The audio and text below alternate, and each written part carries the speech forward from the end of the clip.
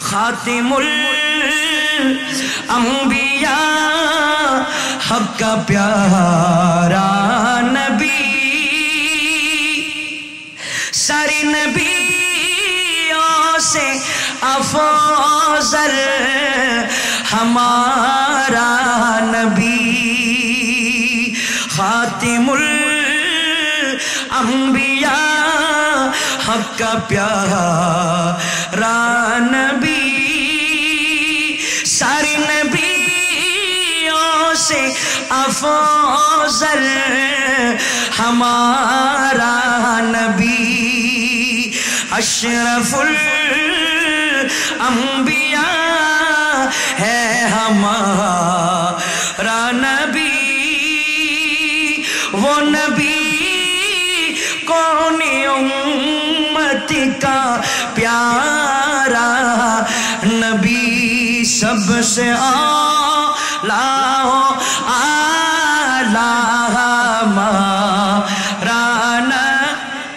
سب سے بالا ہمارا نبی سب سے بالا ہمارا اپنی مولا کا پیارا ہمارا نبی دونوں کا دولا ہمارا نبی دونوں عالم کا دولا ہمارا نبی آسمان نوحی پر سب نبی رہ گئے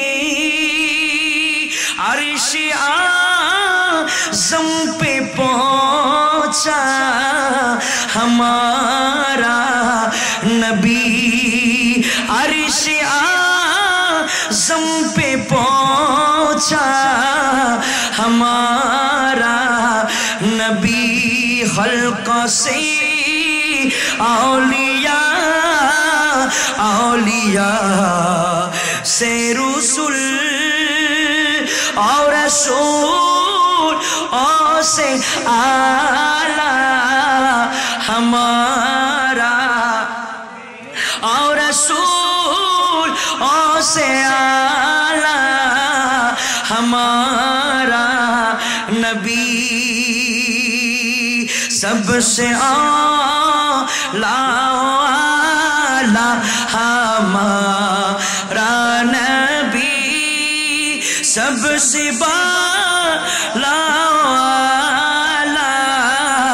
ہمارا نبی فاصلوں کو تکلف ہے ہم سے اگر ہم بھی بس نہیں بے سہارا نہیں خود انہی کو پکاریں گے ہم دوروں سے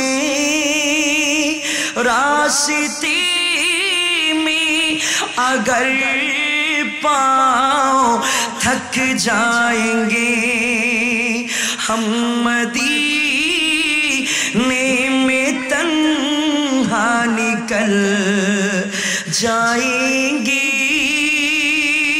اور گلیوں میں کسیدن بھٹک جائیں گے ہم وہاں جا کے واپس نہیں آئیں گے ڈھونڈتے لوگ تھک جائیں گے جیسے ہی سبز گنبد نظر آئے گا بندگی کا کرینہ بدل जाएगा, जैसे ही सबसे गुंबद नजर आएगा, बंदगी का करीना बदल जाएगा, सर झुकाने की फुर्सत मिलेगी किसे, खुद ही पर को सजीदे ठपक जाएंगे, सबसे आला वाला हमारा नबी, सबसे बाला वाला हमारा नबी। सर्वोच्च आवाज একবার বলুন ইয়া রাসূলুল্লাহ, জবান খুলে বলি ইয়া হাবিবাল্লাহ, দুই হাত তুলে বলি ইয়া রাহমাতাল লিল আলামিন। যে ভাইগুলো নবীর জান্নাতের বাগানে ঢুকতে ভয় পাচ্ছে, আল্লাহ তাদেরকে ঢোকার তৌফিক দিন। আর একটু জবান খুলে বলো না আমি। এবং সবাইকে বসে নিজেদের মরা কলবকে জীবিত করা আল্লাহ তৌফিক দিন। দুনিয়ার মধ্যে আপনি বহু বৈঠকে বসেছেন, বহু দামি দামি জায়গার মধ্যে বসেছেন, খোদার কসম করে বলে যায় আজকের এই বৈঠক দুনিয়ার কোনো বৈঠকের মতো নয়, এটা কামলিওয়ালা নবীর বৈঠক। এখানে কবুলিয়ত হলে জান্নাত আপনার কবুলিয়ত হবে। সুবহানাল্লাহ, আল্লাহ বোঝার তৌফিক দিক, আমিন কোন ইনশাআল্লাহ। ঐতিহ্যবাহী আনোয়ারা থানার অন্তর্গত কুরুস্কুল আহলে সুন্নাত ওয়াল জামাত মুনিরিয়া মিলাদুন নবী সাল্লাল্লাহু আলাইহি ওয়াসাল্লাম কমিটি ব্যবস্থাপনায় আমার নবীর বিলাদত বা সাআদতকে কেন্দ্র করে জশ্নে জুলুসে ঈদে মিলাদুন নবী, সকলে বলুন সাল্লাল্লাহু তাআলা আলাইহি ওয়াসাল্লাম। ও শুহাদায়ে কারবালা ও ফাদিয়া ইয়াজদাহুম ও গ্রামের সকল মরহুম মুরব্বিদের সওয়াব উপলক্ষে ঐতিহাসিক আজিমুস শান বার্ষিক 42তম নুরানি ইমানি রুহানি মিলাদ মাহফিল। আজকের মাহফিলের সম্মানিত সভাপতি আমার আপনার সকলের সুপরিচিত রৌনক মিল্লাত, রৌনক আহলে সুন্নাত হযরত বজল আহমদ আল কাদেরী রহমাতুল্লাহ আলাইহি হাফেজিয়া মাদ্রাসার সম্মানিত প্রধান শিক্ষক, আমার অত্যন্ত শ্রদ্ধাভাজন আমার উস্তাজিয়াল মুকাররম, আপনাদের এলাকারই সম্পদ গোটা আনোয়ারার রৌনক।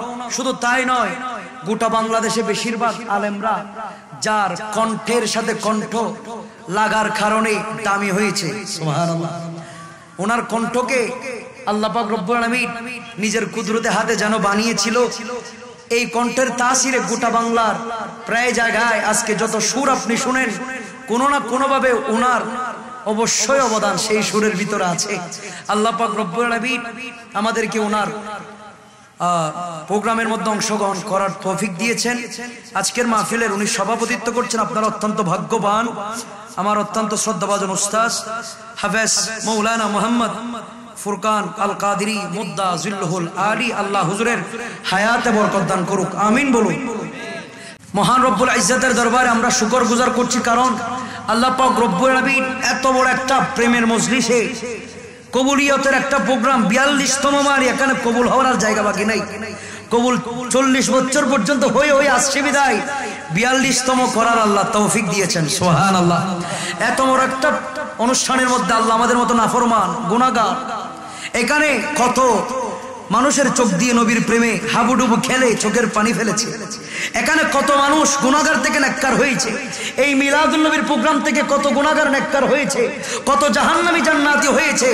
আজকে এইরকম একটা মাহফিল আল্লাহ আমাদেরকে অংশগ্রহণ করার তৌফিক দিয়েছেন। লক্ষ লক্ষ মানুষ থেকে যাচাই বাছাই সিলেক্টেড করে আল্লাহ আপনাকে দুনিয়াবি কোনো রং তামাশায় ব্যস্ত না রেখে, মেডিকেলের ক্লিনিকের আইসিইউর সিটের ভেতরে না রেখে আল্লাহ আপনাকে সুস্থ শরীরের মাধ্যমে, আমাকে সুস্থ শরীরের মাধ্যমে এই পর্যন্ত এনে বসিয়েছেন। যে মওলা মুনিব আপনাকে আমাকে এই পর্যন্ত এনে বসিয়েছেন, সেই মুনিবের দরবার একটি জবান বন্ধ না রেখে শুকরিয়া আদায় করার লক্ষ্যে সর্বোচ্চ আওয়াজ দিয়ে একবার বলি আলহামদুলিল্লাহ। সাথে সাথে দয়াল নবী, জানের নবী, মায়ার নবী, কামলিওয়ালা নবী, তাজদার মদিনা নবী, সরওয়ারে কায়নাত নবী, শাফাতের কান্ডারে নবী, শামসুদ্দোহা নবী, বদরুদ্দোজা নবী, নূরওয়ালা নবী, তরানেওয়ালা নবী, বাঁচানেওয়ালা নবী, আল্লাহ প্রদত্ত ক্ষমতায় আটকানা জান্নাতের মালিক নবী। সুবহানাল্লাহ। যেই নবী দুনিয়ার জমিন আসার সাথে সাথে নিজের জন্য নয়, নিজের আহলে বাইতের জন্য নয়, নিজের পরিবারের জন্য নয়, আমাদের মতো পাপী দোষী গুনাহগার উম্মতের জন্য চোখের পানি ছেড়ে দিয়ে রব্বি হাবিলি উম্মতি বলে বলে কাঁদতে লাগলো। যে নবী এখনো পর্যন্ত রওজায়ে মুকাদ্দাসার ভেতরে শুধু উম্মতের জন্য কাঁদে, যে নবী কাল হাসরের মাঠে একজন আশিক উম্মতকে জান্নাতে প্রবেশ না করিয়ে দয়াল নবী জান্নাতের মালিক নবী সিজদা থেকে উঠবেন না, ওই রহমতের দুলহা রাহমাতুল লিল আলামিন নবীর বারগায়ে রাসালাতের মধ্যে লাখো কোটি দরুদের নজরানা পেশ করছে। আল্লাহ কবুল করুক, আমিন। নবী রাসূল গাউস কুতুব ওলি আব্দুল মুত্তাকি ফরহেজগার মুমিন মুমিনাত মুসলিম মুসলিমাত যারা ইসলামের পক্ষে নিজেদের বক্ষকে উজাড় করে রক্ত দিয়ে গোসল করে সুন্দর পরিপূর্ণ ইসলাম আমাদেরকে উপহার দিয়েছেন, তিনাদের কদমে সালামি পেশ করছি। বিশেষ করে আজকে জিনার স্মরণ সোহাদায়ে কারবালা, আমার দয়াল নবীর কলিজার টুকরা, আমার নবীর নওয়াসা, আমার নবীর জান, আমার নবীর প্রাণ, আমার নবীর জানশীল, আমার নবীর নাথি, কারবালার জমিনের দুলহা ইমাম আলী মকাম ইমাম হুসাইনের কদমে সালামি পেশ করছি। জিনার ফাতিহা ইয়াজদাহুম পিরানা পীর দস্তগীর পীর আসানি পীর মীর মহিউদ্দিন হাজত রাও মহিউদ্দিন মুশকিল কুশা আব্দুল কাদের জিলানী গিলানী আল হাসানি ওয়াল হুসাইনি সোনার বগদাদ শরীফের মধ্যে সালামি পেশ করছি। এবং বিশেষ করে আজকের এই প্রোগ্রাম থেকে আমি স্মরণ করতে চাই, আজ এই মাস জিনার ওফাতের মাস, আফদালুন নাস বাদাল আম্বিয়া, আমার নবীর কৈশোরের সাথী, যৌবনের সাথী, বৃদ্ধ বয়সের সাথী, রওজার সাথী, কাল হাসরের সাথী হবে, জান্নাতেরও সাথী হবে, যিনি আমার নবীর কলিজার টুকরা সাহাবী হযরত আবু বকর সিদ্দিক রাদিয়াল্লাহু তাআলা আনহুর কদমে সালামি পেশ করছি। আল্লাহ আমাদের সকলের পক্ষ থেকে তিনাদের কদমে এক একটি সালামি কবুল করুক, আমিন। ভাইয়েরা আমার, আসলে আমি এখানে যতগুলো লিফলেটের নাম এবং সামনে যতগুলো মানুষ বসা, যতগুলো মানুষ আসবেন বসবেন এসেছেন আসবেন, সবচাইতে নিকৃষ্ট অযোগ্য কোনো মানুষ থাকলে সেটা আমি। কোনো এলম, কোনো যোগ্যতা, কোনো এবিলিটি, কোনো কোয়ালিটি আল্লাহ মনে করি আমার কাছে নাই, আল্লাহ আমাকে দেয় নাই, কিন্তু তারপরেও কিছু যোগ্যতা আছে। এই জবান দিয়ে প্রতিনিয়ত অনর্গল আল্লাহর প্রশংসা বের করতে পারি, এই জবান দিয়ে নবীর প্রশংসা বের হয়, এই জবান দিয়ে আল্লাহর ওলিদের প্রশংসা করার সময় শরম লাগে না, লজ্জা লাগে না, নবীর মাহফিল আসতে বসতে শরম লাগে না, ভালো লাগে। এই যোগ্যতাগুলো আল্লাহ আমাদেরকে দিয়েছেন, বিদায় উপযুক্ত চেয়ারে উপযুক্ত মানুষকে আপনারা বসিয়েছেন। যদি মৌলায়ে কায়নাতের দয়া হয়, আপনাদের প্রত্যেকের দোয়া, ভালোবাসা, সাপোর্ট যদি সাথে থাকে, মুর্শিদে করিমের ফয়জাত, বরকত, রহমত, তাওয়াজ্জু, নেগায়ে করম যদি আসতে থাকে, আমি গুনাহগার অল্প সময় অল্প কথা বলে আপনাদের থেকে বিদায় নিব। আমি যা বলি আপনারা যা শুনেন, আল্লাহ উভয়কে আমল করার মাধ্যমে আমাদের বাস্তব জীবনকে লাকাদ কানা লাকুম ফি রাসূলিল্লাহি উসওয়াতুন হাসানা, অর্থাৎ আমার নবীর আদর্শেই আল্লাহ আমাদেরকে আদর্শিত হওয়ার তৌফিক শক্তি দান করুক, আমিন বলুন। আমিন। ভাইরা আমার, আমাকে একটা বিষয় দেওয়া হয়েছে, মিলাদুন নবী সাল্লাল্লাহু তাআলা ইসলামের তাৎপর্য, মিলাদুন নবী সাল্লাল্লাহু ইসলাম ও ফাতিহা ইয়াজদাহুমের তাৎপর্য অনেক গুরুত্বপূর্ণ একটা বিষয়। এই বিষয়টা দেওয়ার জন্য আমি মাহফিল কমিটিকে ধন্যবাদ জানাচ্ছি, অন্তরস্থল থেকে সাধুবাদ জানাচ্ছি, যারা ইন্তজাম করেছেন তাদেরকে ধন্যবাদ মোবারকবাদ জানাচ্ছি। আমি আপনাদেরকে রিকোয়েস্ট করব, তার পূর্বে আমরা আলোচনার মূল বিষয়ে যাওয়ার আগে আপনাদেরকে আমি বলবো, অবশ্যই অবশ্যই এই মাহফিল করতে হবে এবং আসতে হবে, বসতে হবে। কারণ আমরা কেউ নিশ্চিত না কবরে গেলে আযাব হবে না, আমরা কেউ নিশ্চিত হতে পারি না এখনো কবরের প্রশ্ন আমাদের জন্য বড় সহজ হবে, আমরা এখনো কেউ নিশ্চিত হতে পারি নাই হাসরের মাঠে আমাদের জন্য বড় সুপারিশের ব্যবস্থা থাকবে। কিন্তু ওই নবীর মাহফিল আপনার আমার পক্ষে বড় সুপারিশের ব্যবস্থা হবে, সুবহানাল্লাহ। সেজন্য আসতে হবে আমাদের। আল্লাহ পাক রব্বুল আলামিন আমাদেরকে নিশ্চিত করার জন্য নবীর প্রেম অন্তরে লালন করে নবীর সাগরে ডুব দিয়ে নবীকে পাওয়ার উদ্দেশ্যে আমাদেরকে আসার বসার তৌফিক দিন, আমিন বলুন। আপনারা যারা আসতে পেরেছেন আপনারা একটু উত্তর দিয়ে বলবেন, আপনারা কি এসেছেন নাকি নবী কবুল করেছে বিদায় আসতে পেরেছেন? নবী কবুল করেছে বিদায় আপনার কদমে এই পর্যন্ত এসেছে, নাইলে আপনি হাজার চেষ্টা করলেও সব প্রোগ্রামে যেতে পারবেন, নবীর মিলাদের মাহফিল আপনি যেতে পারবেন না। নবীর মিলাদের মাহফিল আসার জন্য মুকাদ্দর লাগে, ভাগ্য লাগে, তকদির লাগে, সুবহানাল্লাহ। এটা যার কপালে জুটে না, যার কপালে জুটে নাই সে আবু জাহেল হয়েছে, যার কপালে জুটেছে উনি আবু বকর হয়েছে। সেই জন্য আসার জন্য ভাগ্য লাগে, মুখাদ্দর লাগে। নবীর মাহফিল আপনি সব জায়গায় পাবেন, কিন্তু সব জায়গায় সবাই করতে পারবে না, সবাই যেতে পারবে না, সবাই সেটার মধ্যে অংশগ্রহণ করতে পারবে না, সবাই সেখানে শিরকত করতে পারবে না ভাইরা আমার। কারণ নবীকে চিনার জন্য, নবীকে বোঝার জন্য, নবীর শান মান আসমাত সবকিছু মানার জন্য, বোঝার জন্য আবু বকর সিদ্দিকের প্রেমের চশমা লাগবে। দুনিয়াবি যত জাহেলিয়তের চশমা দিয়ে আপনি খুঁজেন, নবীর মিলাদের ভিতর আপনি গন্ধ পাবেন। নবীর মিলাদুন নবীর প্রোগ্রামের মধ্যে আপনি শিরিক আর বেদাতের গন্ধ তালাশ করবেন, যেভাবে করেছিল আবু জাহেল। কোন শিরিক বেদাত তালাশ করা ছাড়া, যিনি কোন মেসাল ছাড়া মেনে নিয়েছিল, কোন প্রশ্ন ছাড়া মেনে নিয়েছিল আমার নবীর সর্বকিছু, উনি হচ্ছেন আবু বকর। জোরে কোন সুবহানাল্লাহ। সেই জন্য আপনারা যারা এখনো পর্যন্ত তদন্তের মধ্যে আছেন, তদন্ত করতেছেন, আসবেন নাকি আসবেন না, বসবেন নাকি বসবেন না, দাঁড়াবেন নাকি বসবেন, বসবেন নাকি দাঁড়াবেন, নবীর শান নিয়ে যারা এখনো পর্যন্ত তদন্তে আছেন, আমি তাদেরকে বলবো ভাই আর তদন্তকারী হইেন না। আবু জাহেল তদন্ত করতে করতে যারা মক্কার মধ্যে হজ করতে যায় তারা জানে আবু জাহেলের ঘরের মধ্যে এখন ওয়াশরুম। সেই জন্য আপনি আর তদন্তকারী হয়েন না, আপনি আবু বকর সিদ্দিকের মতো প্রেমিক হয়ে যান, আমার রাসূলের পাশে আপনার কবর হবে। দেখেন আবু জাহেল নবীর ঘরের মানুষ ছিল পাশের, আবু বকর নবীর ঘরের মানুষ ছিল পাশের। আবু বকর নবীকে দেখতো, আবু জাহেল নবীকে দেখতো। আবু বকর প্রতিদিন দেখতো, দেখার পরে মুস্কি হেসে বলতো, ইয়া রাসূলুল্লাহ, দুনিয়ার এত কিছু দেখি, কোনো কিছুর মধ্যে তৃপ্তি লাগে না। আন-নজরু ইলাই, আমার একটা জিনিস, আমার তিনটা জিনিস ভালো লাগে, তার মধ্যে একটা হচ্ছে আন-নজরু ইলাই, আপনি নবীর দিকে তাকিয়ে থাকা। এটা আমার ভালো লাগে। দুনিয়ার কোনো কিছু আপনার চেহারার সামনে কিচ্ছু না, এই চেহারার ভিতরে যেন নূর খেলা করে, এই চেহারার মধ্যে দেখলে যেন সবকিছু দেখা যায়, সেখানে আমার ভালো লাগে। কিন্তু আবু জাহেল দেখতো, সব সময় শুধু দুস্তালাশ করার চেষ্টা করতো। আমার নবী মেরাজে গিয়েছে, মেরাজে যাওয়ার পরে আমার আল্লাহর সাথে কথা বলেছে, কথোপকথন হয়েছে। সূরা বনী ইসরাঈল সেটার সাক্ষী দিচ্ছে। যদি আরো গভীরে যান, সূরা নজমের মধ্যে আমার আল্লাহ কয়, সুম্মা দানা ফাতাদাল্লা ফাকানা কাবা কাউসাইনি আও আদনা। আমার নবী আর আমার আল্লাহ তো কাছাকাছি চলে গিয়েছেন। মা যাগাল বাসারু ওয়া মা তাগা, আল্লাহ বন্ধুর দিকে তাকায়, আমার নবী আল্লাহর দিকে তাকায়। আল্লাহ হাবিব আল্লাহ নবীরে কয়, ওগো হাবিব, এতক্ষণ পর্যন্ত তো দেখলাম কিন্তু তৃপ্তি মিটাইতে পারলাম না, এতক্ষণ দেখা হলো তৃপ্তি মিটাতে পারলাম না।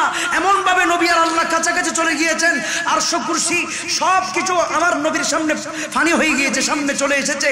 সবকিছু ভেদ করে আল্লাহর সাথে মোলাকাত হয়েছে। মোলাকাত হওয়ার পরে জমিনে এসেছে, অনেক লম্বা ইতিহাস। জমিনে আসার পরে বলেছে আবু বকর সিদ্দিক হয় আকবর মিনহু, এর চাইতে দামি কিছু বড় কিছু আপনি যদি করে আসেন, আমি আবু বকর সেটা বিশ্বাস করি, সেটা আমি মেনে নিই। আবু জাহেল শুনলো, বিশ্বাস করতে পারলো না। আমার নবী হেঁটে যায়, মেঘমালা নবীকে ছায়া দিতে লাগলো। আবু বকর সিদ্দিক দেখলো, বিশ্বাস করলো। আবু জাহেল দেখলো, বিশ্বাস করতে পারলো না। আমার নবী ইশারা দিয়েছে, চন্দ্র দ্বিখণ্ডিত হয়ে গিয়েছে। আবু বকর সিদ্দিক দেখলো, বিশ্বাস করলো, ঈমান মজবুত হলো। আবু জাহেল দেখলো, মনে হয় এগুলো জাদু, মনে হয়, বিশ্বাস করতে পারলো না। আমার নবী ইশারা দিয়েছে, মাগরিবের সূর্য আসর হয়েছে। আবু বকর সিদ্দিক দেখেছে, বিশ্বাস করেছে। আবু জাহেল দেখেছে, বিশ্বাস করতে পারে নাই। সেই জন্য বলতে চাই, কিয়ামত পর্যন্ত আবু জাহেলের চশমা নিয়ে যদি আপনি তালাশ করতে থাকেন, নবী চিনতে পারবেন না, নবীর ইশক মোহাব্বত বুঝতে পারবেন না। যদি নবী চিনতে চান, আবু বকর সিদ্দিকের প্রেমের চশমা লাগিয়ে দেন, দেখবেন আমার নবীর ভিতরে আমার আল্লাহ সবকিছু লুকায়িত রেখেছেন। জুড়ে কোন সুবহানাল্লাহ।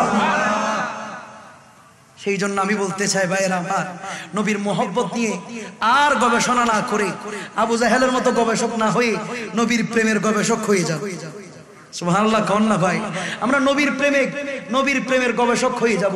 আর তদন্ত করব না সত্য নাকি মিথ্যা, হইছে নাকি হয় নাই, নবী পারে নাকি পারে না, মরা নাকি জীবিত, নূর নাকি মাটি, এগুলো নিয়ে আর গবেষণা না করে নবীর প্রেমের কলবকে নবীর প্রেমের স্টেশন বানিয়ে দেন। ভাইরা আমার, ওই যে কলব নবীর প্রেমের স্টেশন হবে, সেই কলব তো জান্নাতে যাবে। সুবহানাল্লাহ। আল্লাহ আমাদেরকে বোঝার তৌফিক দান করুক। সকলে বলুন আমিন। একটু দাঁড়াও দাঁড়াও ইয়া মুহাম্মদ সাল্লাল্লাহু আলাইহি ওয়াসাল্লাম, আমার নয়নে ভরি তোমায় দেখিব। একটু দাঁড়াও দাঁড়াও ইয়া মুহাম্মদ, আমার নয়নে ভরি তোমায় দেখিব। ওই আমার পরাণ ভরে তোমায় দেখিব, আমার পরাণ ভরে তোমায় দেখিব। দিলের স্বাদ মিটায়া তোমায় দেখিবো। একটু দাঁড়াও দাঁড়াও ইয়া নবীজি, আমার নয়ন ভরে তোমায় দেখিবো। আরে এক রাত নবীজি ছিলেন উম্মে হানির গরি, আজ জিবরিল আসিয়া তখন বলে বিনয় করে ডেকেছেন আল্লাহ পাকে, মেরাজ হবে আপনার সাথে। মেরাজে গেলেন নবী, আলাপন হলো সবই।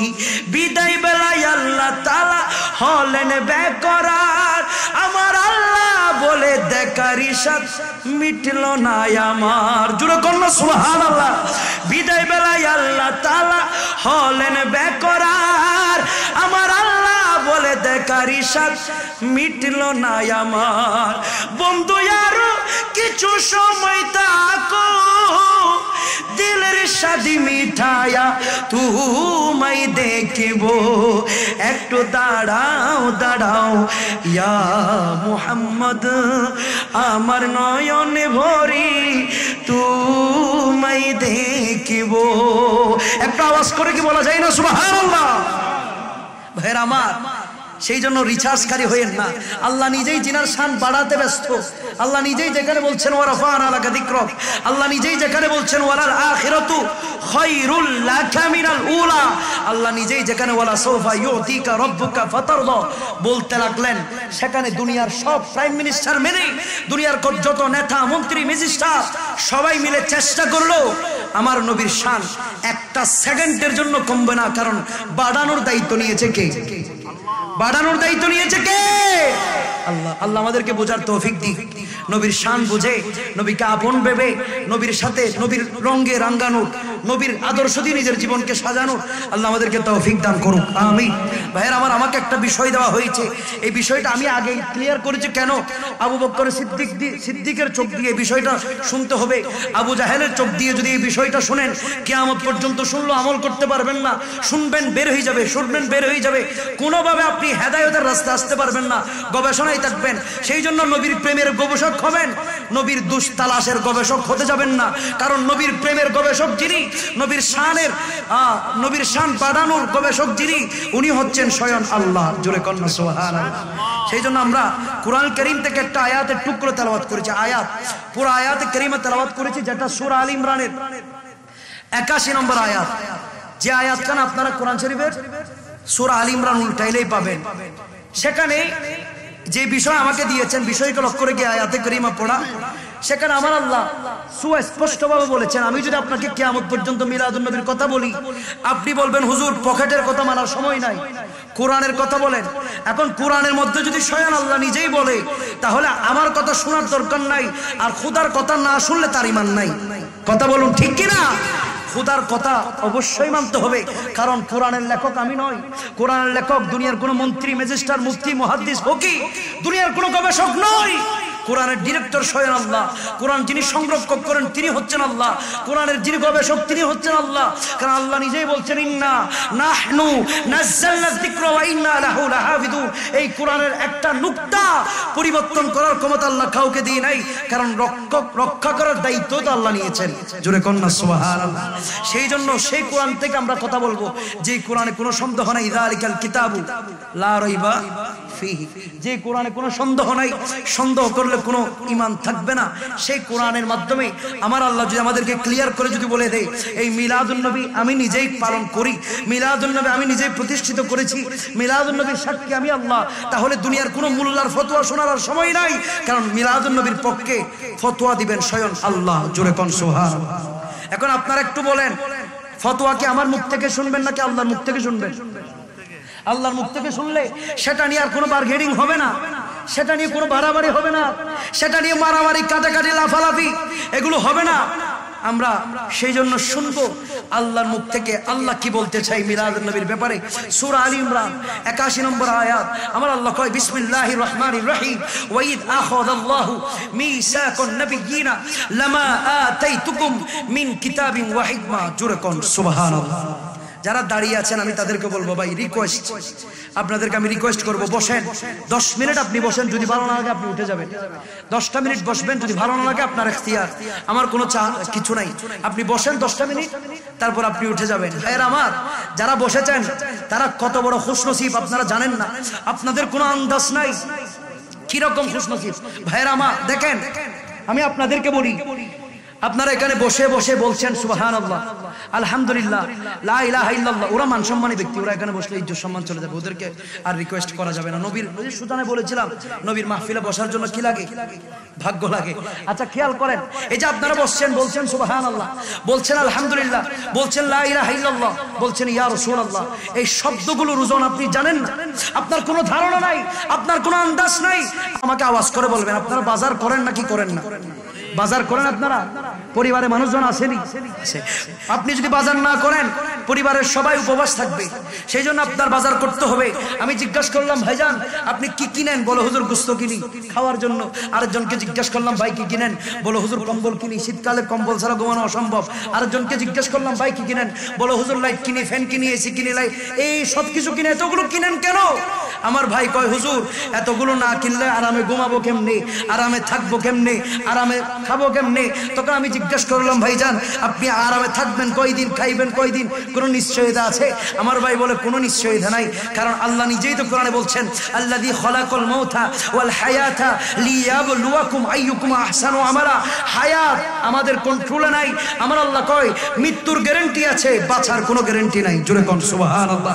তখন আমার ভাই বলে, হুজুর মৃত্যুর গ্যারান্টি তো নিশ্চিত, কয়দিন থাকবো কয়দিন বাঁচবো কোনো নিশ্চয়তা নাই। তখন আমি বলতে বাধ্য হলাম, ওগো আমার ভাই, আপনি 2 দিন বাঁচার জন্য প্রতিদিন বাজার করতে হয়, লাইট লাগাতে হয়, আরামে থাকার জন্য ফ্যান লাগাতে হয়। প্রতিদিন আপনার বাজার না করলে পরিবারের মুখে আহার জুটে না। মাত্র 30, 40, 50 বছরের একটা সফর, বাজার না করলে আপনি খেতে পারেন না, থাকতে পারেন না। আর 50,000 বছর আনলিমিটেড কবরের ভিতরে থাকবেন। কয় কেজি মাংস কিনলেন, কয়টা গোশতের টুকরো কিনলেন, কয়টা মাছ কিনলেন, কতগুলো লাইট কিনলেন, কতগুলো ফ্যান কিনলেন, কবরের ভিতরে থাকবেন কেমনে? একটা লাইটও কি আপনি আদৌ কিনতে পেরেছেন? ফ্যান কি কিনতে পেরেছেন? তখন আমার ভাই বলে, হুজুর আমি এখনো কবরের জন্য একটা লাইটও কিনতে পারলাম না, একটা ফ্যানও কিনতে পারলাম না, একটা কিছু কিনতে পারলাম না। তখন আমি তাদেরকে বলতে চাই, আমার ভাই, আপনারা যারা বসেছেন দুনিয়ার মধ্যে যেভাবে বাজার করেন থলা নিয়ে, আপনারা বাজার যেভাবে করেন সেভাবে থলা নিয়ে এখানে বসেন। এখন বলতে পারেন, হুজুর তলা কোথায় পাবো? আপনি ওই তলার দরকার নাই, আপনি জাস্ট ইমানি তলাটা ওপেন করেন, সেই তলার ভিতরে সুবহানাল্লাহ ঢুকান, আলহামদুলিল্লাহ ঢুকান, লা ইলাহা ইল্লাল্লাহ ঢুকান, আল্লাহু আকবার ঢুকান। আপনি জানেন না দুনিয়ার মধ্যে মাছ গোশত দিলে খাবার খাওয়া যায়, লাইট লাগালে আরামে থাকা যায়, আর কবরের লাইটের নাম সুবহানাল্লাহ, কবরের ফ্যানের নাম ইয়া রাসূলুল্লাহ, কবরের এসির নাম আল্লাহু আকবার। এই শব্দগুলো আপনাকে ফ্যানের মতো বাতাস দিবে, লাইটের মতো আলো দিবে। জোরে কোন সুবহানাল্লাহ। তা আপনি তো জানেন না এই শব্দগুলোর পাওয়ার। এই এক একটা সুবহানাল্লাহর ধ্বনি আপনার আমার কবরের ভিতরে বাতি জ্বালাবে। কারণ আমরা কবরের কেউ এখনো বাতি কিনি নাই, কবরের জন্য একটা ফ্যানও কিনি নাই। এই কবরের ফ্যানের নাম হচ্ছে ইয়া রাসূলুল্লাহ, কবরের বাতির নাম হচ্ছে আল্লাহু আকবার, লা ইলাহা ইল্লাল্লাহ, সুবহানাল্লাহ। এই জিকিরগুলো করতে থাকবেন।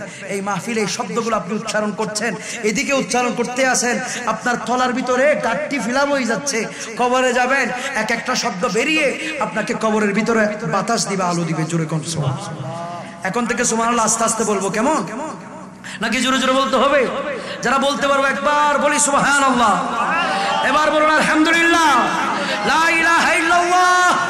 2 হাত তুলে বলুন আল্লাহু আকবার, আল্লাহু আকবার। আল্লাহ কবুল করুক, আমিন। ভাইরা আমার, আমরা আয়াত পড়েছি কোন জায়গায়? সূরা আলী ইমরান 81 নম্বর আয়াত। যারা বসেছেন তারা একটু মনোযোগ দেন।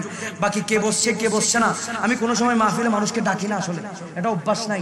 আজকে বহুদিন পরে এরকম একটা মসজিদে আসলে মাগরিবের পরে গ্রামের মানুষ আসতে চায় না, সেটা ঠিক। যেহেতু বক্তা আরো বড় বড় আছে, আসবে, বলতেছে একটু আগে করে যাব। আর বেশিরভাগ অনেক গ্রাম আছে হয়তো এখন কিনলে যাই, মিলাদ কেমন শুরু করলে যাই, ঠিক না?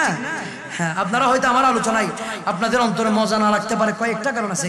সর্বপ্রথম কারণ, আপনাকে আমি বাঘের কিচ্ছা শোনাতে পারবো না। বাঘের কিচ্ছা, হরিণের কিচ্ছা, সিংহের কাহিনী, এগুলো আমি শোনাতে পারবো না। টুন টান মেরে আমি কথা বলতে পারি না। আমি স্ট্রেট ফরওয়ার্ড কোরআন ভিত্তিক কথা বলি। ভালো লাগলে অ্যাকসেপ্ট করবেন, ভালো লাগলে অ্যাকসেপ্ট করবেন না, আমার কোনো কিছু সমস্যা নাই। আমার কথা হচ্ছে হকের কথা বলে যাওয়া। আমি টুন মেরে 5 মিনিটের আলোচনা 5 ঘন্টা করা পছন্দ করি না। আমি জাস্ট স্ট্রেট কথা বলি। আমার অভ্যাস, টুন দিতে না পারা সেটা আমার ব্যর্থতা। অনেকে সুন্দর করে বলতে পারে, কিন্তু আমি সেটা পারি না। আমি এইভাবে কথা বলি, কারণ আমি মনে করি এই মাহফিল হচ্ছে হেদায়েতের মাহফিল। এখানে মানুষ আসবে গুনাহগার, হাসতে হাসতে ডুববে, চোখের পানি নিয়ে বের হবে। কথা বলুন ঠিক কি না? এখানে মানুষ আসবে গুনাহগার, উঠতে উঠতে নেককার হয়ে যেতে হবে। এখানে মানুষ আসবে জাহান্নামী, উঠতে উঠতে জান্নাতি হয়ে যেতে হবে। এখানে মানুষ আসবে বেনামাজি, উঠতে উঠতে নামাজি হয়ে যেতে হবে। ওয়াজ শব্দের অর্থ আমরা বুঝি না, মিলাদুন নবীর শিক্ষা। এখানে সুদখোর ডুববে, সুদ মুক্ত হয়ে উঠবে। কথা বলুন ঠিক কি না? আমরা জানি না সেটা। এখানে ঘুষখোর ঢুকবে, ঘুষ মুক্ত হয়ে উঠবে। এখানে বেনামাজি ঢুকবে, নামাজি হয়ে উঠবে। সত্যবাদী মিথ্যাবাদী মিথ্যা নিয়ে ঢুকবে, সত্যবাদী হয়ে উঠবে। এখানে জুলুমকারী ঢুকবে, জুলুম মুক্ত হয়ে উঠবে। এখানে অন্যের হক মেরে দেওয়ার মানুষ ঢুকবে, অন্যের হক মেরে দেওয়া ছেড়ে দিয়ে তারপর উঠবে। জোরে কোন সুবহানাল্লাহ। কারণ এগুলো হেদায়েতের প্রোগ্রাম, এগুলো সংসদ ভবন নয়, এগুলো হেদায়েতের প্রোগ্রাম। সেই জন্য আপনারা বসবেন, নিয়ত করেন সবাই, ওগো আল্লাহ, নবীর মিলাদে বসতেছি, যাচ্ছি গুনাহগার হয়ে, উঠতে উঠতে যেন নেককার হয়ে যায়। নিয়ত যদি ঠিক থাকে, ইখলাস যদি বরাবর থাকে, আপনাকে গুনাহগার থেকে নেককার বানাতে পারে 1 সেকেন্ডে। তিনি কে? জাহান্নামী থেকে জান্নাতি বানাতে পারে একজন। তিনি কে? আপনার 60 বছরের গুনাহ 60 সেকেন্ডে মাফ করতে পারে একজন। তিনি কে? আল্লাহ। সে আল্লাহর উপর বিশ্বাস আছে আপনাদের? আসেনি বিশ্বাস? নাই। আপনি বিশ্বাস করেন আপনার দাদার উপর, আপনার মামার উপর, আপনার খালার উপর, আপনার বন্ধুর উপর, আপনার আপনজন, আপনার ভাই ব্রাদার আত্মীয় স্বজন, তাদের উপর যতটুকু আপনি বিশ্বাস করেন, আপনি আপনার খোদাকে ততটুকু এখন বিশ্বাস করতে পারেন নাই। আপনি মনে করছেন আপনার মামা আপনাকে হেল্প করে জীবিদায় আপনি পার পেয়েছেন। না না না না, আপনি নানা মামা দাদার টাকা দিয়ে পার পান নাই, আল্লাহর রহমত দিয়ে পার হয়েছেন। জোরে কন্যা সুবহানাল্লাহ। মুমিন তো বিশ্বাস রাখবে আল্লাহর উপর। কদ আফলাহাল মুমিনুন 18 নম্বর পারা 1ম নম্বর পৃষ্ঠার সূরা মুমিনুনের 1ম নম্বর আয়াত। মুমিনের বিশ্বাস থাকবে আল্লাহর উপর। আমার আল্লাহ কয়, যার বিশ্বাস আমার উপর, সফলতা তার দুয়ারে দুয়ারে ঘুরবে। সুবহানাল্লাহ।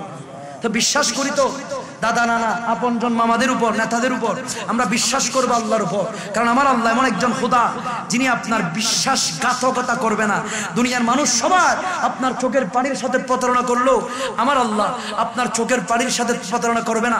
দুনিয়ার মানুষ সবার জন্য চোখের পানি ছেড়েছেন, খোদার কসম করে বলে যায় এই চোখের পানির সাথে ফ্রড হবে, প্রতারণা হবে, কষ্ট বেদনা দুঃখ এগুলো থাকবে। দুনিয়ার মানুষ আপনাকে সুখ দিবে না, আসতে দিবে না, কারণ সুখ দেওয়ার মালিক একজন। তিনি কে? আল্লাহ। দুনিয়ার মানুষের জন্য আপনি কেঁদেছেন, হেসেছেন, সব করেছেন। আজকে মওলার প্রেমে তাহাজ্জুদের নামাজের মাধ্যমে 2 লাইটের 2 রাকাত নামাজ, 2 ফোঁটা চোখের পানি ছাড়ার মাধ্যমে ফরিয়াদ করে দেখেন না। দুনিয়ার মানুষের জন্য 100 পানি চোখের ফোঁটা কিচ্ছু হবে না। আর 2 ফোঁটা আল্লাহ এবং রাসূলের প্রেমে যেগুলো ছেড়েছেন, এই 2 ফোঁটা চোখের পানির ফোঁটা দিয়ে জাহান্নামের আগুন নিভিয়ে দিতে পারবে। এত পাওয়ার নবীর প্রেমের পানির ফোঁটা, চোখের পানি এত পাওয়ার, আল্লাহর প্রেমে পানির ফোঁটার মধ্যে এত পাওয়ার। কিয়ামতের ময়দানে জাহান্নাম আল্লাহকে ফরিয়াদ করবে, আল্লাহ ওই মানুষকে আমাকে দিও না, ওই মানুষকে আমাকে দিও না যার চোখ নবীর প্রেমে বিস্ত। সুবহানাল্লাহ। জাহান্নাম কোনো কিচ্ছুকে ভয় পাবে না, জাহান্নামকে আটকায় রাখতে বহু মুশকিল হয়ে যাবে। সেই সময়ে জাহান্নাম একটা জিনিসকে ভয় পাবে, সেটা কি আপনি জানেন? জাহান্নাম শুধু একটা জিনিসকে ভয় করবে, সেটা হচ্ছে আশিক রাসূলের চোখের পানি। কি আপনি আমি জানি না সেটা কার প্রেমে ছাড়া দরকার পানি, আমরা জানি না, বুঝি না। আমরা সব সময় ছাড়ি দুনিয়াবি কোনো কারণে কাজে, কিন্তু আল্লাহর প্রেমে চোখের পানির ছাড়ার যে মজা সেটা এখন আমরা বুঝতে পারি নাই। বুঝবো কেমনে? আমরা আছি দুনিয়া দাড়ি, সংসার, বউ বেটি, বিলাসবহল লাইফ কিভাবে করা যায় আমাদের চিন্তাধারা সেটা। কিন্তু আমি বলতে চাই আপনার জার্নি যে সুন্দর আপনি দুনিয়ার ডিজাইন করেছেন, এটা শেষ হয়ে যাবে, থাকবে না। এটা স্থায়ী নয়, এটা অস্থায়ী। একটা শিডিউল আপনি চলাফেরা করছেন, অস্থায়ী একটা শিডিউল আপনি চলছেন, এটা স্থায়ী নয়। আপনার চলে যেতে হবে সেটা নিশ্চিত, আর কোনো কিছু নিশ্চিত নয়। আপনি মনে করছেন সব কিছু আপনার, না না, আপনি দৌড়ছেন তালাশ করার জন্য। যার 1 লাখ সেই 2 লাখ টাকার পিছনে ছুটছে, যার 2 লাখ সেই 3 লাখ টাকার পিছনে ছুটছে, যার 3 কোটি সে 5 কোটির পিছনে ছুটছে। কোনোভাবে থামাথামি নাই। আল্লাহ বলে হ্যাঁ কুমুত্তা কাফুর, বান্দা তুই এভাবে এমন ভাবে দুনিয়ার প্রতি ডুববি, এমন ভাবে দুনিয়ার মধ্যে ডুবে যাবি, তুই আমার কথা বলে যাবি। আমার আল্লাহ কয় তোকে দুনিয়া এমন ভাবে গ্রাস করবে, এমন ভাবে গ্রাস করবে, আমরা দুনিয়া ছাড়া আর কিচ্ছু বুঝি না, শুধু দুনিয়া, আরো ছাই দুনিয়া। যার 1টা সেই 2টা ছাই, যার 5টা সেই 10টা ছাই, কোনোভাবে তার নিঃশ্বাস থামে না, সে থেমে যায় না। আমার আল্লাহ কয় বান্দা তুই থামতে হবে, হাত্তা যুরতুমুল মাকাবির, শরীর থেকে রুটা যাইতে দেরি। যেই দুনিয়া নিয়ে তুই আমাকে বলে গিয়েছস, সেই দুনিয়া তোকে ছেকা দিয়ে দিবে। কথা বলুন ঠিক কিনা? এটা নিশ্চিত নয়, এটা নিশ্চিত দুনিয়া নয়, এটা অস্থায়ী দুনিয়া। আসল দুনিয়া হবে আখিরাতের দুনিয়া। কথা বলুন ঠিক কিনা? আল্লাহ কোরআনে বলছে বাল তুসিরুনাল হায়াতাদ দুনিয়া ওয়াল আখিরাতু খায়রু ওয়া আবকা। তোমাদের এই দুনিয়া আসল দুনিয়া নয়, এটা নকল দুনিয়া। আসল দুনিয়ার নাম হচ্ছে আখিরাতের দুনিয়া, আখিরাতের দুনিয়া। ভাইয়েরা আমার, যদি মনে করেন এই দুনিয়ায় থাকবেন, করবেন, সব হবে, না না, আপনার ধারণা সম্পূর্ণ ভুল। আপনাকে আমি বলতে চাই, এই জমিনে, যেই জমিনে আমি বসে ওয়াজ করছি, এই জমিনের মালিক আজকে কেউ 20 বছর আগে তিনি ছিল না, অন্য কেউ ছিল। 20 বছর পরে তিনি থাকবে না, অন্য কেউ থাকবে। স্থায়ীভাবে কেউ মালিকানা থাকতে পারবে না, কেউ বিল্ডিং নিয়ে কবরের ভিতরে যেতে পারবে না, কেউ সম্পদ নিয়ে কবরের ভিতরে যেতে পারবে না। অতএব আপনি একটু নিজে নিজে রিসার্চ করেন, গবেষণা করেন। যেহেতু আমার জমিন আমি নিয়ে কবরে যেতে পারবো না, আমার বিল্ডিং আমি নিয়ে কবরে যেতে পারবো না, অতএব বোঝা যায় এগুলো তো আমার নয়। আজান দিয়েছে আরেকজন, জন্ম দিয়েছে আরেকজন, লালন পালন করেছে আরেকজন, পড়িয়েছে আরেকজন, জায়নাজা দিবে আরেকজন, জায়নাজার ইমামতি করবে আরেকজন, কবরে রাখবে আরেকজন। আমি তো আমার নয়, আমি তো আমার মৌলার দেওয়া ভাড়াটিয়া হয়ে দুনিয়ায় এসেছি। কথা বলুন ঠিক কিনা? পরের জায়গা পরের জমি ঘর বানায় আমি রই, আমি তো সেই ঘরের মালিক নই। পরের জায়গা পরের জমি ঘরে বানায় আমি রই, আমি তো সেই ঘরের মালিক নই, আমি তো সেই ঘরের মালিক নই। আরে ঘর কানাজার জমিদারি আমি পাই না তার হুকুম জারি, পাই না জমিদারির দেখা, পাই না জমিদারির দেখা, মনের দুঃখ কারি কই, আমি তো সে ঘরের মালিক নয়, আমি তো সে ঘরের মালিক নয়। একটু দরুদ শরীফ পড়ুন, সালাতুন ইয়া রাসূলুল্লাহ। ভাইরা আমার, তাহলে আপনারা ক্লিয়ার হতে পেরেছেন, এটা নয়, এটা আসল নয়, চলে যেতে হবে। আসুন একটু বিষয়ের দিকে যাই। এই যে মিলাদুন নবীর কথা বলতে চেয়েছিলাম, যে আয়াত শুনিয়েছি আপনাদেরকে আমি, কোন সূরা এটা? সূরা আল ইমরান। মাশাআল্লাহ, আপনাদের মনে আছে সূরা আল ইমরান 81 নম্বর আয়াত। আমার আল্লাহ পাক রব্বুল আলামিন বলছে, ওয়াইদ আখাযাল্লাহু মিসাকান নাবিয়্যিনা লামা আতাইতুকুম মিন কিতাবিন ওয়া হিকমা সুম্মা জাআকুম রাসূলুম মুসাদ্দিকুল লিমা মাআকুম লা তু'মিনুন্না বিহি ওয়া লা তানসুরুন্না ক্বালা আ'আকরারতুম ওয়া আখাযতুম আলা যালিকুম ইসরি ক্বালু আকরারনা ক্বালা ফাশহাদু ওয়া আনা মাআকুম মিনাশ শাহিদিন। জোরে কোন সুবহানাল্লাহ। ভাইয়ের আমার, দেখেন এখানে একটা, এই যে লিফলেট কি আজকে করছেন নাকি বহুদিন আগে থেকে করছেন? এগুলো ফ্যান্ডল কি এখন হয়েছে নাকি আগে হয়েছে? লাইট কি আগে লাগাইছেন নাকি এখন এই মুহূর্তে লাগাইছেন? সব কিছুর প্রস্তুতি আপনারা করছেন আগে, কিন্তু হাসানুল রাজা হুজুর এখনো আসছেনি, আসে নাই। নুরি শাহ হুজুর আসছেনি, আসে নাই। ফখরুদ্দিন আল কাদের হুজুর আসে নাই। দাওয়াত কি আজকে দিছেন নাকি বহুদিন আগে দিছেন? যেদিন দাওয়াত দিছেন সেদিন আসছে, আসে নাই। তাদেরকে দাওয়াত দিছেন আগে, লিফলেট করেছেন আগে, ফ্যান্ডলের ব্যবস্থা নিয়েছেন আগে, প্রোগ্রাম সাজিয়েছেন আগে, বক্তা সিলেক্টেড করেছেন আগে। যেদিন দাওয়াত দিয়েছেন সেদিন আসেন নাই। আমার আল্লাহ এই আয়াতের মধ্যে বলছেন, ওগো আমার বান্দা শুন, দুনিয়ার কোন মোল্লাকে আনার জন্য প্রস্তুতি আগে থেকে নিতে হয়, কারণ উনি একজন দামি আলেম, আসবে যেন তেন হেন ভাবে আনলে হবে না। প্রস্তুতির ব্যাপার আছে, সাইমানার ব্যাপার আছে, ফ্যান্ডলের ব্যাপার আছে, লাইটিং এর ব্যাপার আছে, সাউন্ডবক্সের ব্যাপার আছে। সব কিছু করার পরে ওই বক্তাকে তোরা নিয়ে আসস। আরে দুনিয়ার একজন মোল্লাকে নিয়ে যাওয়ার জন্য যদি এত প্রস্তুতি নিতে হয়, তাহলে আমি দু জাহানের বাদশা নবী রহমতুল লিল আলামিন নবীকে দুনিয়ায় পাঠাবো, আমি প্রস্তুতি নিব না? সেটা তো কোনোদিন হতে পারে না। সেই জন্য আমি নবীকে আগে পাঠাই নাই, নবীকে আগে দুনিয়ায় পাঠাই নাই। সৃষ্টি করেছি সবার আগে, পাঠিয়েছি সবার আগে। আল্লাহ সবার পরে কি করেছেন? আল্লাহ একবার বলেন না? আমার আল্লাহ কয় আমি সর্বপ্রথম আমার নবীকে সৃষ্টি করেছি, তারপর দুনিয়া সৃষ্টি করেছি। আমার নবীর নূর থেকে সব কিছু সৃষ্টি করার পরে আমি নবীকে আগে পাঠাই নাই। আগে পাঠিয়েছি আদমকে, আগে পাঠিয়েছি ইব্রাহিমকে, আগে পাঠিয়েছি ইউনূস নবীকে, মূসা নবীকে, ঈসা নবীকে। ওগো আল্লাহ, নবীকে আল্লাহ আগে বানিয়েছেন, পাঠিয়েছেন পরে কেন? তাদেরকে কেন আগে পাঠিয়েছেন? আমার আল্লাহ কয় দুনিয়ার মোল্লা যাবে অ্যাডভার্টাইজ করতে হয়, আর আমার নবী যাবে অ্যাডভার্টাইজ হবে না। সেটা তো হতে পারে না। আমি সকল নবীদেরকে আগে আগে পাঠিয়েছি আমার নবীর প্রচারণা করার জন্য। আল্লাহু আকবার। ইয়া রাসূলুল্লাহ, ইয়া রাসূলুল্লাহ, সবাইকে আগে আগে পাঠিয়ে যাও অন্য অন্য নবীদেরকে কার প্রচারণার জন্য। এখন আসেন মূল আয়াতের ব্যাখ্যার মধ্যে যায়। এখন বুঝতে পারবেন আমি যে কথাগুলো বললাম এগুলো আয়াতের মধ্যে আপনারা যদি গভীরভাবে প্রেমের চোখ দিয়ে আবু বকরের মতো যদি তালাশ করেন দেখতে পারবেন। আর যদি আবু জাহিলের মতো তালাশ করেন এখানে সব পাইলেও মিলাদুন নবী আপনি পাবেন না। কথা বুঝেন?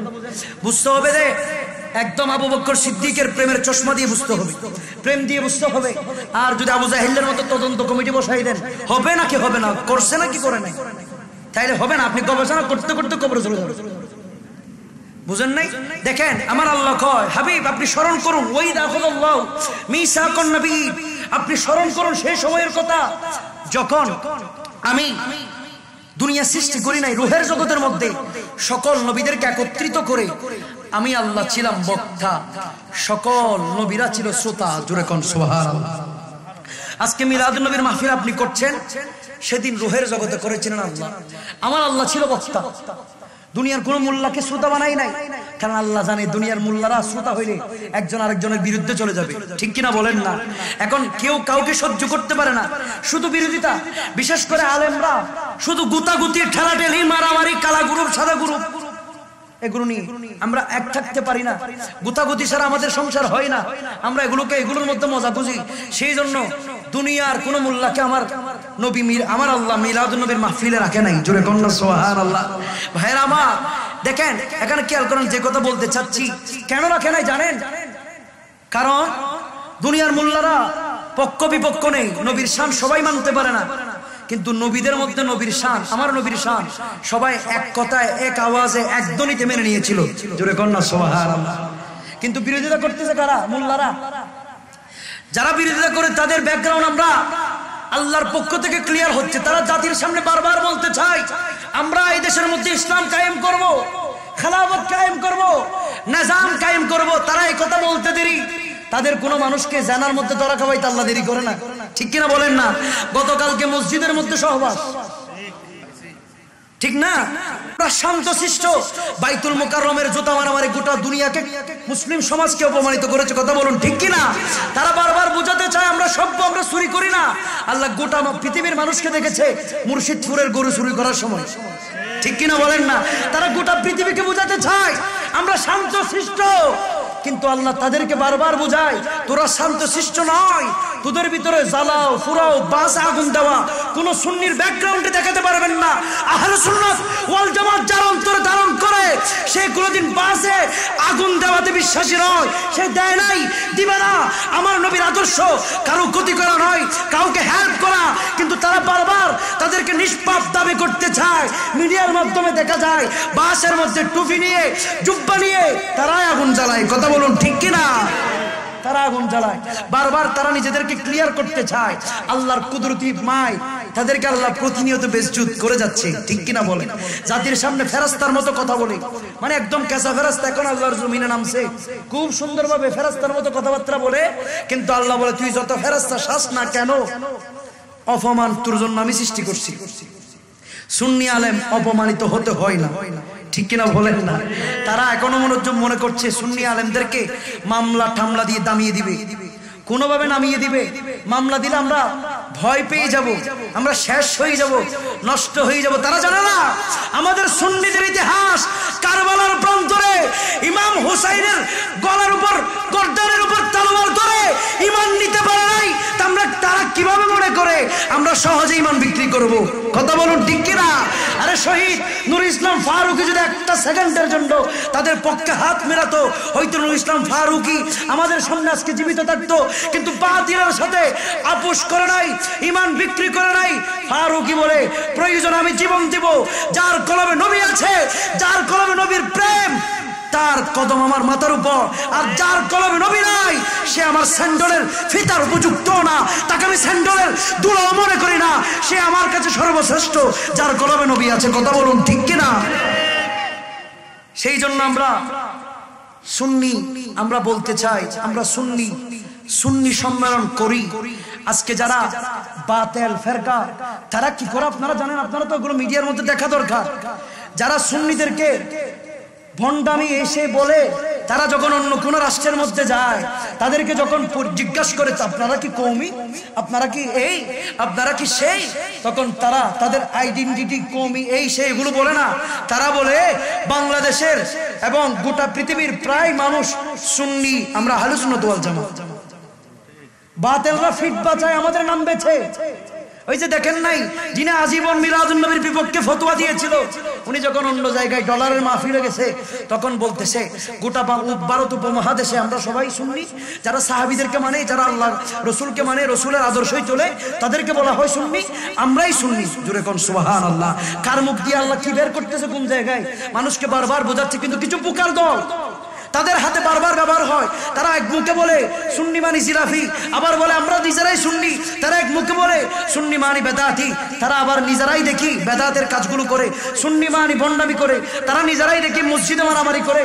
তারা সব কিছু করতে করতে করতে করতে যায়, সুন্নিদের উপর ঠেক লাগায়, কিন্তু আবার সুন্নির নাম দিয়ে বাঁচার চেষ্টা করে। আমি বুঝতে পারি না তাদের মতো মানুষগুলোকে মানুষ কিভাবে গ্রহণ করে। আল্লাহ তাদের মতো পাগল ছাগল যারা মসজিদে মারামারি করে, যারা যে কোনো জায়গার মধ্যে মারামারি করে, ইস্তিমার একটা দিনের মজলিসের মধ্যে মারি মারি খুন করে ফেলছে, আল্লাহ তাদের থেকে আমাদের জানমানকে হেফাজত করুক। আমিন কর। আর একটু জবান করে বলুন আমিন। নামাজের সময় হচ্ছে, আজানের সময় হচ্ছে। আজান কি এখন দিয়ে দিবে? হ্যাঁ, কি শেষ করে দিব?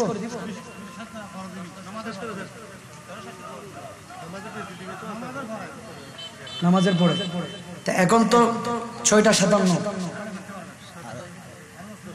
আজান হবে তো কোন টাইমে? 7:30 যদি জমাত হয়, আমরা মাইক সারবো 7:15।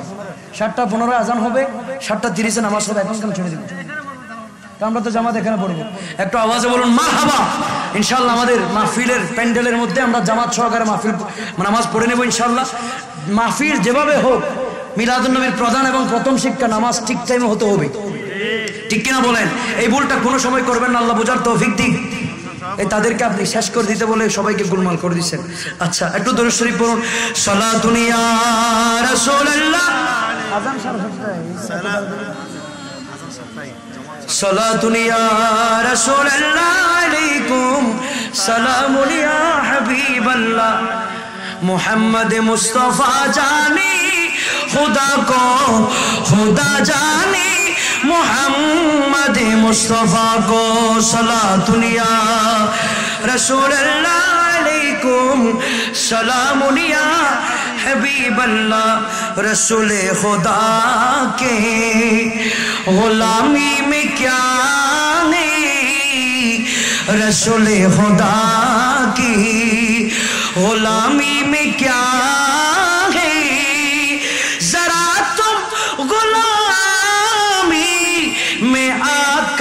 तो देखो जरा तुम गुलामी में आकर तो देखो, गुलामी ये है बादशाही से बेहतर, गुलामी ये है बादशाही से बेहतर। इधर सीमा देखो रसूल खुदा के सलातुनिया সালামুলিয়া হাবিবাল্লাহ। ভাইরা আমার, তাহলে খেয়াল করেন, আমার নবীকে আমার আল্লাহ বলছে, হে নবী আপনি স্মরণ করেন সেই সময়ের কথা যখন আমি দুনিয়ার কোনো মোল্লাকে ডাকি নাই, কোনো প্রাইম মিনিস্টারকে ডাকি নাই, কোনো সভাপতি, কোনো শিল্পপতিকে আমি ডাকি নাই। সকল নবীদেরকে নিয়ে রুহের জগতের মধ্যে আমি নবী একটা বৈঠক করেছিলাম। জোরে কোন সুবহানাল্লাহ।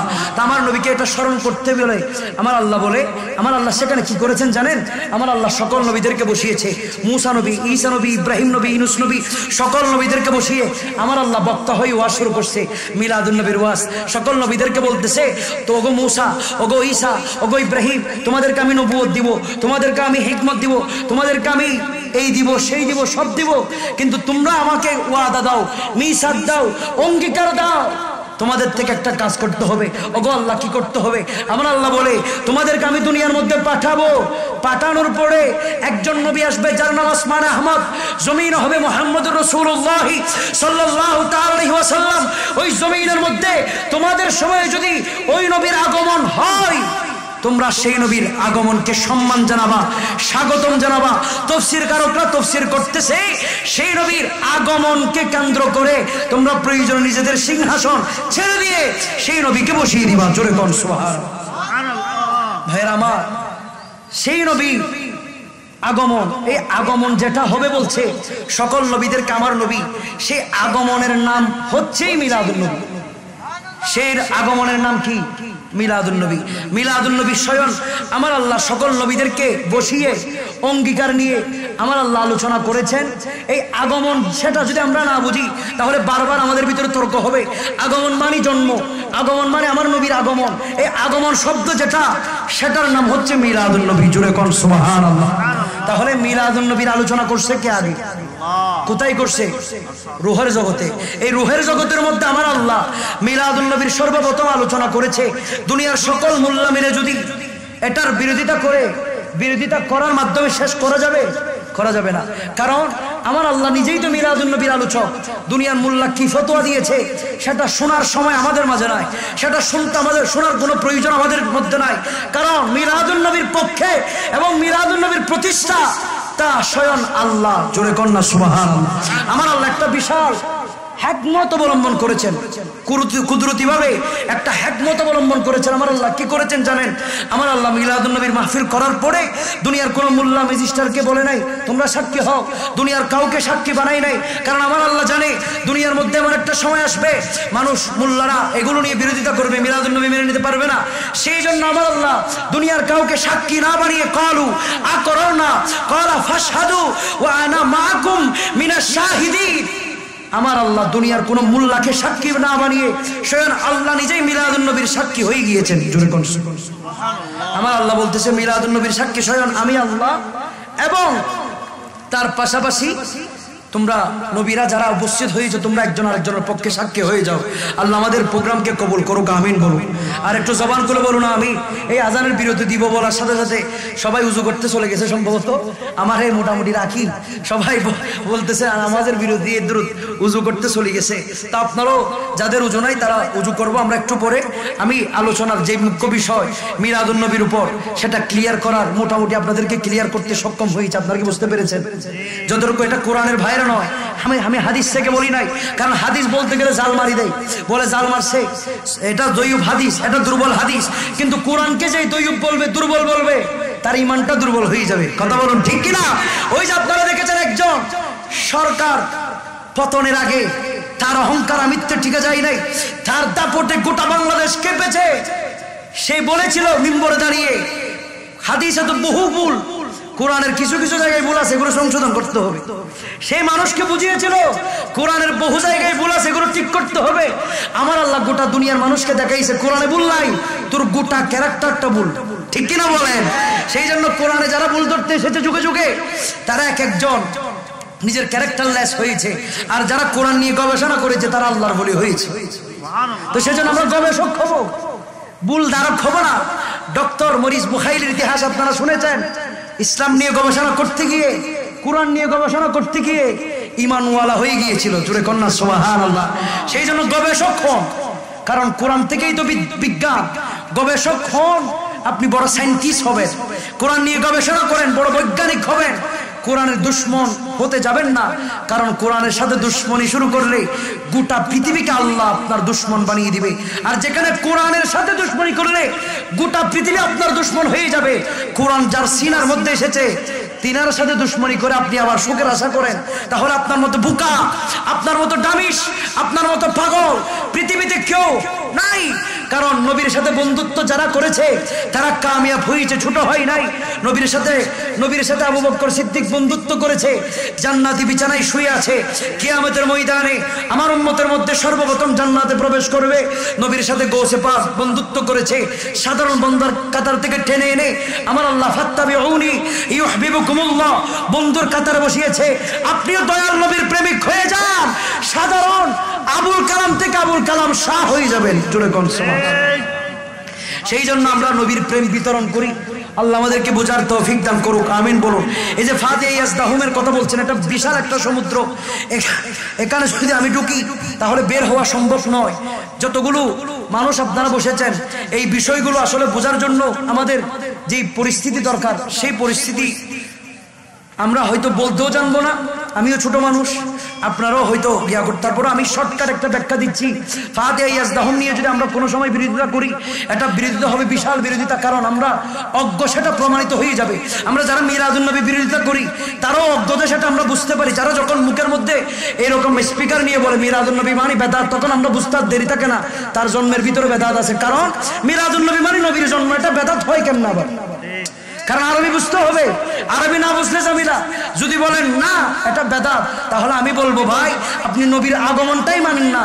নবী নামাজ এনেছে, মেরাজে গিয়ে নামাজ মানেন আপনি, নবী আপনাকে সব দিয়েছে, ইসলামের সবগুলো মানেন, কিন্তু নবীর জন্মটা মানেন না, নবীর আগমনটাই মানেন না। তাহলে আপনি কিসের মুসলমান ভাই? আপনি তো মূলেই মানেন না, তারপরগুলো মানে লাভ কি আর? ঠিক কিনা বলেন না? সেই জন্য ফাতিহা ইয়াজদাহুম সেফ।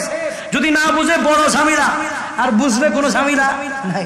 ফাতিহা মানে সূচনা, ইয়াজদাহুম মানে 11। ইয়াজদাহুম মানে কি? এটা ফারসি শব্দ ইয়াজদাহুম, এটা ফাতিহা মানে কি? সূচনা। তো সূচনা 11, এখানে কোনো খারাপ কিছু আসেনি। তো গৌসে পাকের স্মরণে 11 গিয়ে আরবি শরীফ 11 দিনের মধ্যে করা হয় ওনাকে উপলক্ষ করে। এখানে ফাতিহার কিছু নাই। আপনি যেভাবে আপনার বাবার ফাতিহা করেন, আপনার বাবার ফাতিহা যদি আপনি না করেন, আপনি নাফরমান ছেলে। আর যারা ফাতিহা করে তারা অবশ্যই বাবার ওয়াফাদার। কারণ সুসন্তান, বাবা যদি 3 ধরনের কাজ করে যায়, সৎকাই জারিয়া হয়ে থাকবে কবরের ভিতরে।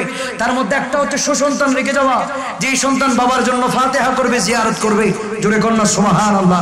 তা আপনি আপনার বাবার ফাতিহা করার সময় কোনো বেদাতের ফতোয়া আসে না, কিন্তু গৌসে পাকের ফাতিহা করলে আপনার ভিতরে বেদাতের গন্ধ আসে। আপনি তাহলে ইতিহাস জানেন না। আমার রাসূল যখন দুনিয়া থেকে পর্দা করেছেন, পর্দা করার পরে 500 বছর আমার আল্লাহর কোনো নবী পাঠাই নাই, কোনো রসুল পাঠাই নাই। 500 বছর পরে দুনিয়া আবার রসুলের আগমনের আগে যেভাবে জাহেলিয়তের যুগ ছিল সেই রকম হয়ে যাচ্ছিল। সেই সময়ের মধ্যে বেলায়েতের মুকুট পরিয়ে সর্বশ্রেষ্ঠ বেলায়েতের ব্যক্তিত্ব আমার গৌসে পাক আব্দুল কাদের জিলানীকে বেলায়েতের সিংহাসনে শ্রেষ্ঠ আসনে বসিয়েছে। জুড়ে কন্যা সুবহানাল্লাহ। গৌসে পাক এসে আপনার মরা কলবকে জীবিত করেছিল। আপনার বাবা পড়তো ধুতি, খাজা গরিব নওয়াজ এসে আপনার বাবার পরনের কাপড় ধুতি খুলে লুঙ্গি পরিয়ে দিয়ে মুসলমান বানিয়েছে। সুবহানাল্লাহ। আপনি বসে বসে তাদের মাজারে আগুন দেওয়ার পরিকল্পনা করেন, তাদের গরু কেমনে চুরি করা যায় সেগুলোর পরিকল্পনা করেন। আমি আপনাদেরকে বলতে চাই, দুনিয়ার মধ্যে গরু চুরের মাধ্যমে লেফটিন সাফ করা যায়, গরু চোরের মাধ্যমে, ছাগল চোরের মাধ্যমে ইসলাম কায়েম করা যায় না। কথা বলুন ঠিক কিনা? ইসলাম কায়েম করার জন্য ভাই নবীর প্রেম লাগে, গরু চুর না। তো তারা চুরিও করে আবার ইমানদারও দাবি করে, মারামারিও করে ইমানদারও দাবি করে, গাছের মধ্যে আগুন জ্বালায়, বাসে আগুন জ্বালায়, আবার ইমানদার দাবি করে। তার মানে তাদের মতো নির্লজ্জ পৃথিবীতে আর কেউ নয়। তাদেরকে বলবো ভাই হিসাবে, খারাপ ভাষায় বলতে চাই না, আমি ভাই হিসাবে বলবো ওয়েলকাম, আপনারা ফিরে আসেন। আপনি যে টুপিটা নিয়ে বাসের মধ্যে আগুন মারি দেন, বিদ্যুৎ আপনি হন নাই, গোটা মুসলিম জাতিকে বিদ্যুৎ করেছেন। আপনি গোটা পৃথিবীকে মেসেজ দিচ্ছেন মুসলমান মারি বাসে আগুন জ্বালায়। আপনি আগুন জ্বালানোর সময় কমন সেন্সটা মাথায় আসে না? টুপিটা খোলা যায় না, জুব্বাটা খোলা যায় না, এই জুব্বাটা নিয়ে কুকুরের মধ্যে ধরা খান আপনারা, মসজিদের মধ্যে দুনিয়ার খারাপ কাজের মধ্যে ধরা খান। এই টুপিটা নিয়ে বাইতুল মুকাররমের ভিতর মারামারি করতেছেন। এই টুপি আর জুব্বার আর কত ফুসাবেন? থামেন, ভাবেন, চিন্তা করেন গোটা পৃথিবীর মধ্যে কোন মেসেজ যাচ্ছে। আপনারা এগুলো লালসায় পড়ে ক্ষমতার মসনদ ধরে রাখার জন্য যেগুলো করতেছেন ভালো না। এগুলোর কারণে গোটা ইসলাম, গোটা মুসলিম সমাজকে আঙ্গুল তোলার ব্যবস্থা করে দিচ্ছেন আপনারা। গোটা পৃথিবী আজকে জানে মুসলমান মানি জঙ্গি, জঙ্গি আপনারাই শিখিয়েছেন, আপনারা বুঝিয়েছেন এগুলো। সুন্নিরা কেউ কোনোদিন লাঠি নিয়ে বের হয় না। কেন বের হয় না? কারণ আমাদের ভিতরে ইমানি পাওয়ার আছে। আমার নবীর মোহাব্বতে ইয়া রাসূলুল্লাহ বলবো, বলতে দেরি আপনার দুনিয়ার যত রাজপ্রাসাদ সেটা ভাঙতে দেরি হবে না। কারণ ইয়া রাসূলুল্লাহর শব্দ ভিতরে এত পাওয়ার।